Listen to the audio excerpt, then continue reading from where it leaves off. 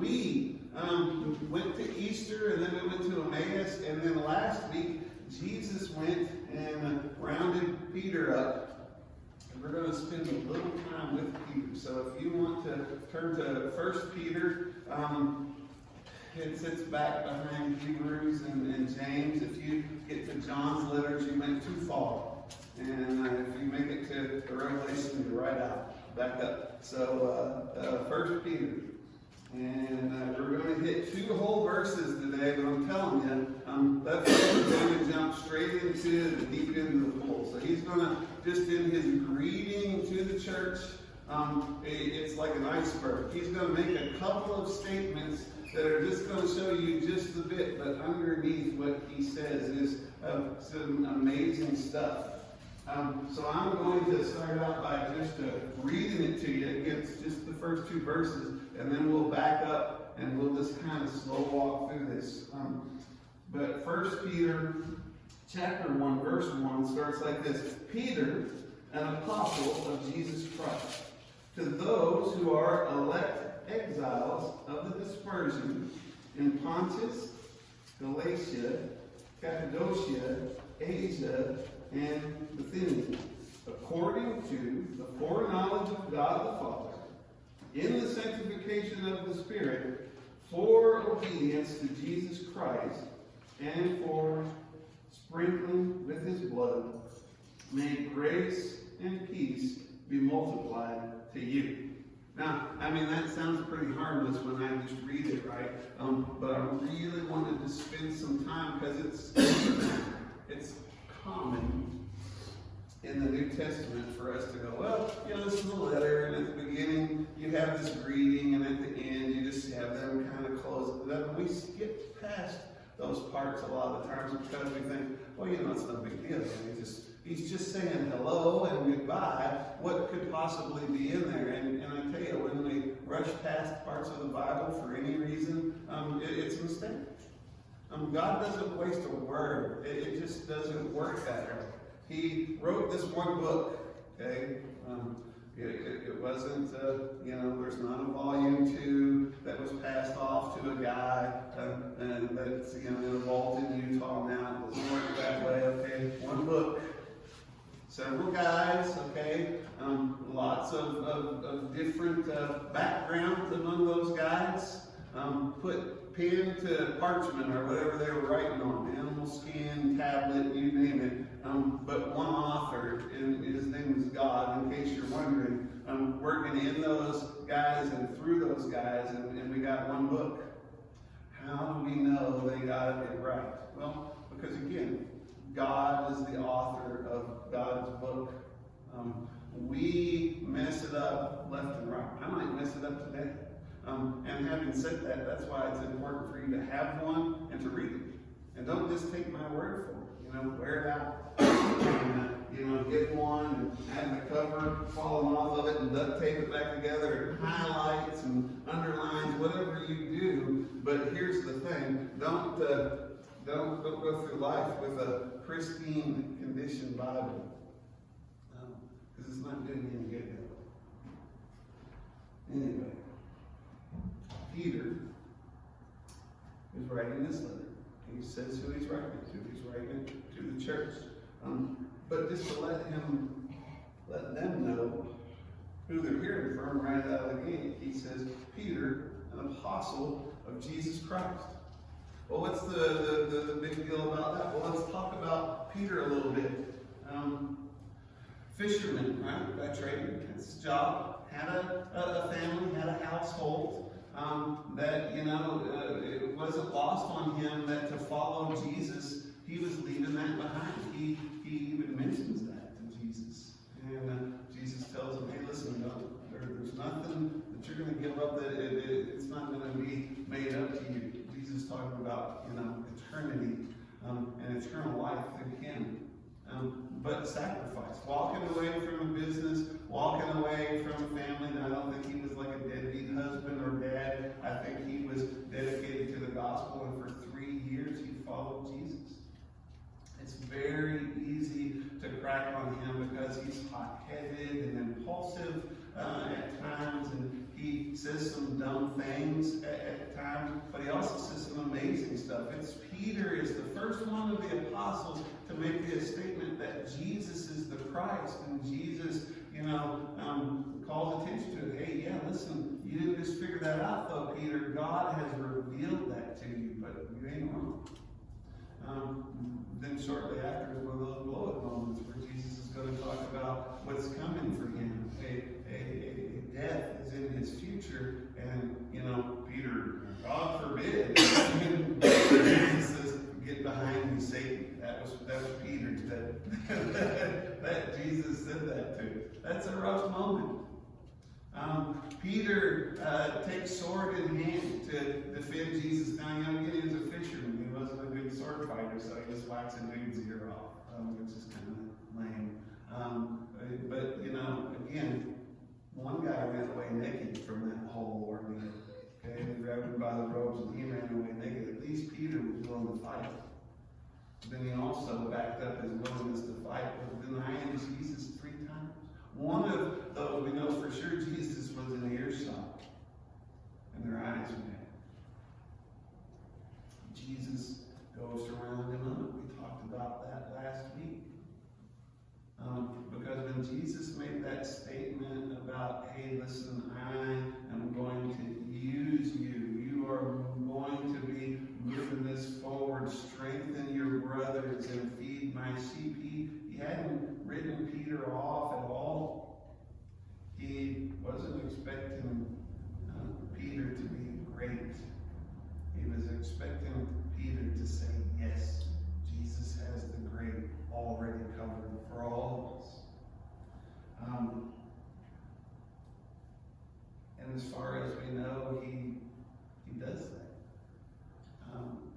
He's going to go before the courts and he's going to say some amazing things about God, and they're going to wonder, wow, how could a fisherman know this kind of stuff? How can he talk in this way?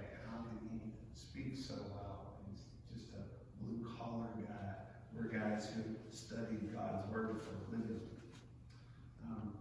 And I'll tell you, he walked on water. Twice, by the way, just in case you're wondering. He did it twice. Everybody's like, yeah, Peter was walking on water, big deal. He made it a couple of steps, and then he started to sink. Well, he made it 2 more steps than I did on the first trip, and then how do you think he got back to the boat?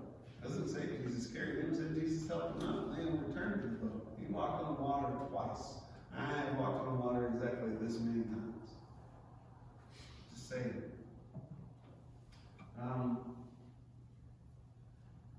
What else is he going to do?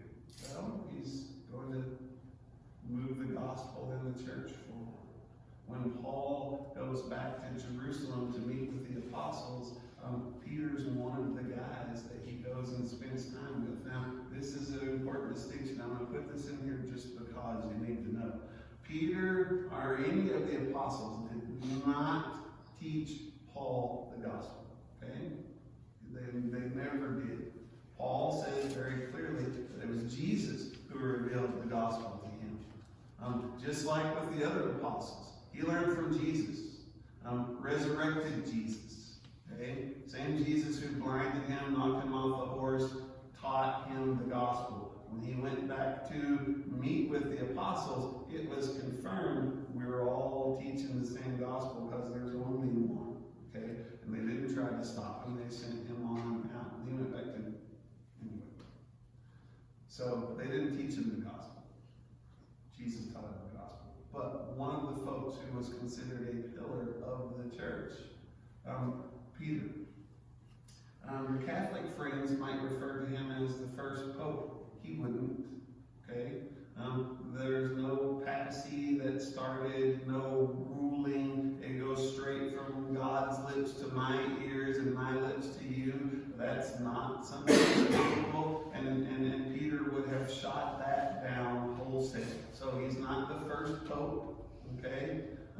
The latest guy who's the pope, he may hear from God. I don't know. We've never had a conversation. But you can hear from God, and I can hear from God. And you can do that anytime you want. You're probably holding the easiest means and mechanism in your hand right now. You want to hear from God? Open up the Bible. God wrote a book.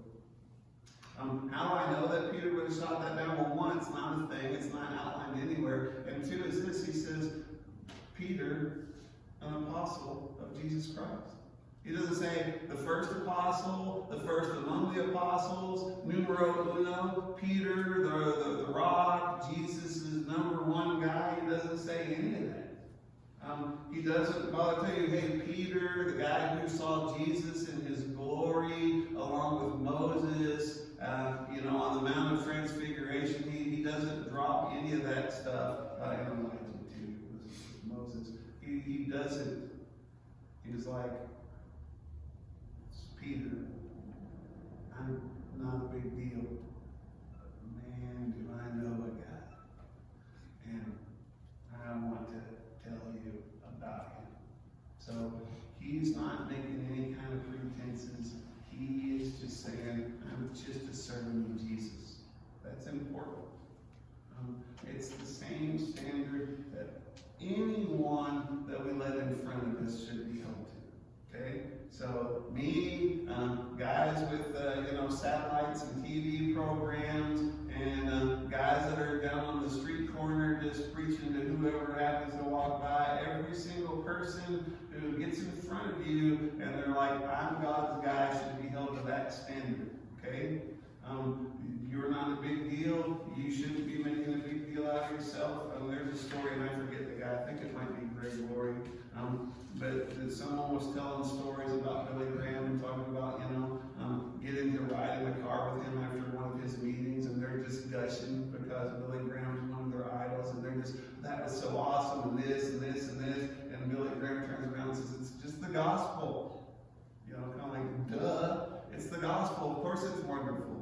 Of course it's awesome. It's the most amazing thing there is. I'm not a big deal. I didn't just preach a great message because I'm a great guy. The message is great. I'm just a guy who gets to talk about the message.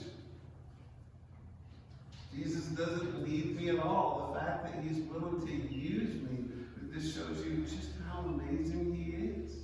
And all of the people who are really close to him and really know that come to that conclusion. And so here, even just that simple statement, then that's what Peter's saying. Hey, I'm just God's guy. But isn't he awesome? And it says who he's writing to. He's going to liken this to folks who are in exile, the elect exile. It's not exiles in the New Testament sense where they were dragged away from their homes by oppressors and captors. But he's using that same language because at this point, most of his audience is going to be Jewish Christians. There'll be some Gentiles that will see this before we do. But at this point, that's mainly his audience, and so they're going to understand that language because they're not in one location. They're kind of scattered. He also sneaks another word in there, elect. And that one, that's one of those words like foreknowledge, preordained, predestined. A lot of folks choke on those words, and we'll talk some more about that. It's kind of sad that we make such a big deal and are so bothered by the idea that God, who's sovereign and knows everything, and he's executing his great plan, okay? And it's for his glory, make no mistake about that. But then we also have some benefit that comes to us, that he would just know who's on his team. And that's, it's biblical. You see it in Ephesians, you see it here, you see it all over. It's impossible for God not to know, okay? He knows everything. So it's not just like, it's a nail biter on, is Jeff going to pick me? Is Jeff going to pick me? It never. Before I ever breathed this breath, God knew that I was going to be on his team. He did. He couldn't not know. Now, even if you say, well, God didn't choose me, I chose him, he still knew if you're,